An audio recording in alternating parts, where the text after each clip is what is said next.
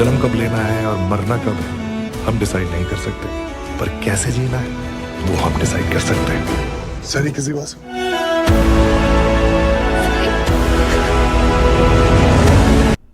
I know we are all waiting to watch Dil Bechara and enter a new era of movie watching through OTT.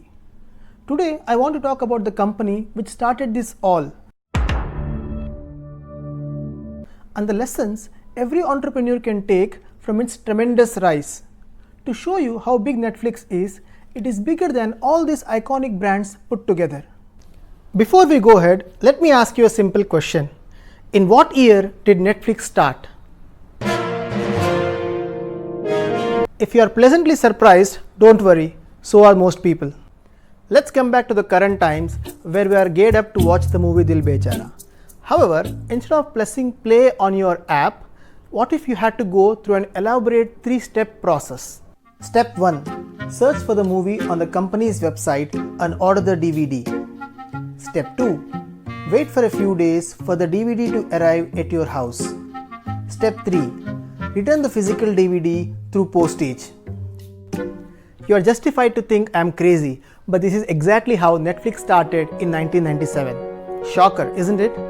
Now let's go back to 90s and understand the inspiring journey of Netflix and how it kept updating its business model ahead of everyone. Back in the 90s, the concept of home movie watching involved the entire family going for breakfast in the morning, followed by a visit to the video library to find their favorite movie to watch over the weekend. It all looks so happy until we get to some of the problems. The mess of searching for new movies in the crowd, settling for what is available when your favorite movie isn't available, and finally paying significant late fee once you forget to return it. It is exactly these problems that motivated the owner of Netflix, Reed Hastings, to explore a new method of movie watching and take on the industry giant Blockbuster. Come 2000, Netflix realized how big its competitor Blockbuster was and thought they'd be bought over by them for $50 million. However, they were laughed out of the meeting by Blockbuster. This was one of the biggest mistakes in modern corporate world. In 2007, Netflix introduced a game-changer online streaming service. In 2010, Blockbuster filed for bankruptcy while Netflix valuation crossed $10 billion. Imagine, just a decade ago, Blockbuster could have bought Netflix for just $50 million. Post this, Netflix added a few more feathers by creating their own content to winning Emmys and Oscars. By capitalizing on every opportunity, Netflix was able to grow from a small DVD rental company to this media and entertainment company worth $200 billion. Now, let's look at some of the lessons every aspiring entrepreneur can take from the journey of Netflix. Number 1. Never forget what you are selling.